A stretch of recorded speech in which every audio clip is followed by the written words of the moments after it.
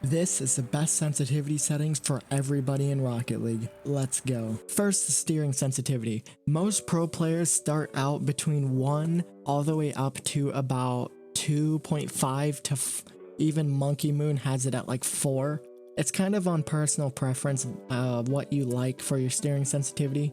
I need to workshop my sensitivity quite a bit, but I'll show you guys like 1.5, which is I think a good starting point, because it's a little bit more sensitive. Like for instance, Squishy uses like about 1.3-ish.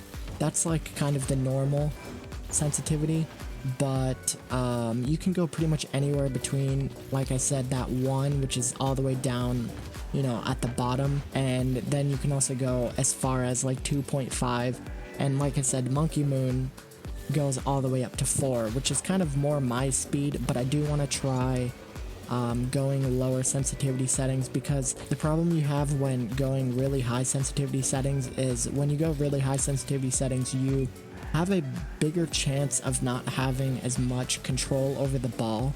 Like if you have good mechanics, then maybe you can try going a little higher, but for people that are just starting out in the game, 1.3 is probably a very, very good sensitivity to start out at. Like I said, just kind of play around with it, but mainly you just want to learn mechanics if you want to go higher sensitivities, and if that helps you, then you know what, go for it. Next is aerial sensitivity. People kind of run around just the normal 1 aerial sensitivity all the way up to like 1.4, all the way up to like 2.5 again. And then of course there's Monkey Moon again at 4 aerial sensitivity, but I don't know, I'm kind of gonna mess around with 2.5 a little bit, because this feels very clean to me, but yeah, you can kind of just figure it out. Again, I will caution you with going on higher sensitivity settings. You will run the risk of just being harder to control your car. And honestly, I think having more precise hits is something that anybody can do, and it will help their game so much more. But yeah, also if you want to learn how to aerial just very consistently and learn how to control your aerials, I will probably be doing a video on that soon here.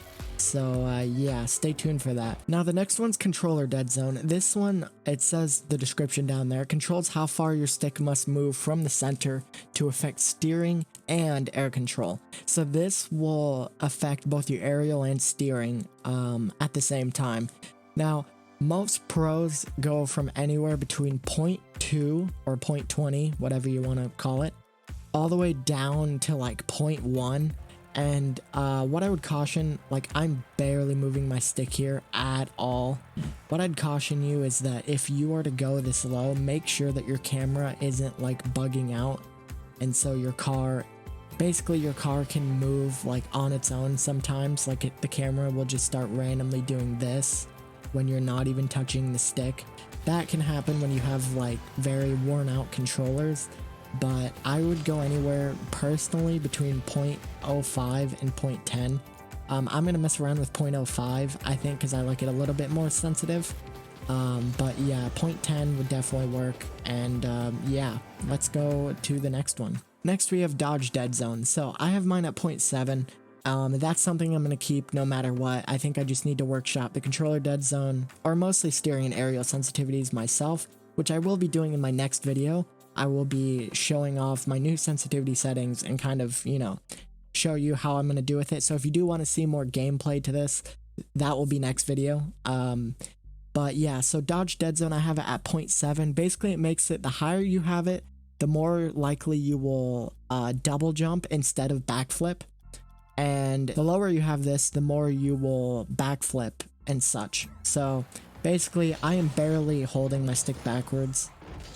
Ignore the buttons necessarily that I am using to jump, because I am using a different controller and the overlay's a little messed. My jump is not circle, it's actually X, but I am barely moving the stick downwards, as you can see. And if we put that way up to 0.7, I am double jumping with about the same amount of pressure. So one thing I will caution you, if you go low, if you go back to 0.4, for instance, it's gonna be harder to, you know, double jump. Like, look at that. I was trying to legitimately, I'm trying to aerial right now. I'm trying to double jump aerial like that, and I keep backflipping. So that's a lot of reason why people have that very high up, is because they really don't want to backflip. Backflipping can be awful if you backflip at the wrong time.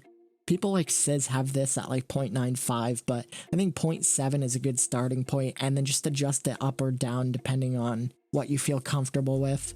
And then the next thing, controller vibration, turn that off. It just makes it so that your movements, you know, that little bit of vibration can move your finger off of, let's say, like the analog stick a little bit, and it can really mess you up. So that's why I would turn that completely off. Next video, I will be showing off sensitivity, so subscribe if you already haven't.